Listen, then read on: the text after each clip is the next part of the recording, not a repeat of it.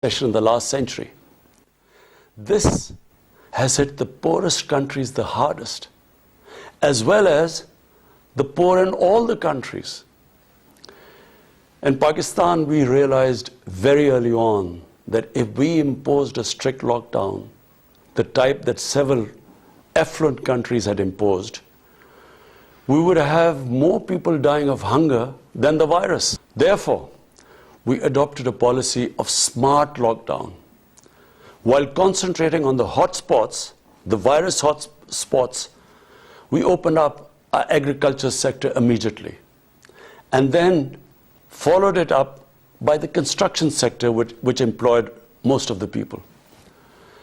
At the same time, and this is despite financial constraints, my government deployed $8 billion, unprecedented amount, for our health services, plus support the poorest and most vulnerable households with direct cash payments through SARS program, and then subsidies to the small businesses. Even though our smart lockdown was heavily criticized in the beginning, but thanks to the Almighty Allah's grace, we have not only managed to control the virus, stabilize our economy, but most importantly, we have been able to protect the poorest segment of the society from the worst fallout of the lockdown. Today, Pakistan's response is cited among the success stories in controlling and responding to the pandemic. However, we are still not out of the woods, like no country is out of the woods today. But, Mr. President, it was obvious from the outset that developing countries would need fiscal space to respond to and recover from the COVID crisis. Debt relief is one of the best ways to create that fiscal space for developing countries. Therefore, early April, I called for a global initiative on debt relief. We appreciate the G20's official debt suspension initiative and the emergency and rapid financing offered by the IMF, World Bank, Asian Development Bank, and UN agencies. This, however, is not going to be enough.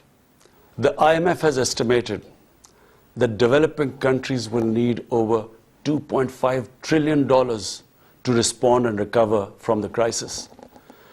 The official debt suspension will need to be extended and expanded. Additional debt relief measures will also be needed. Development banks should ensure adequate financial inflows. Rich countries have generated over $10 trillion to finance their own response and recovery. They should support the creation of at least $500 billion in new special drawing rights for the developing world. Mr. President, in my address to the General Assembly last year, I had highlighted the tremendous damage that illicit financial flows from developing countries to rich countries and to offshore tax havens cause. This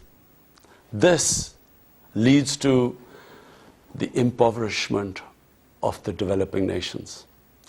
Money that could be used towards human development is siphoned off by corrupt elites.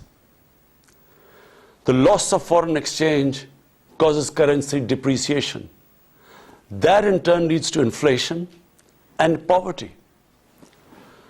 The quest for getting back these stolen resources is nearly impossible, given the cumbersome procedures.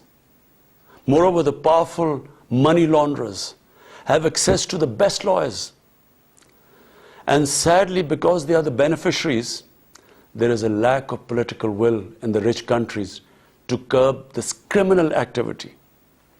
Mr. President, if this phenomena is unaddressed, it will continue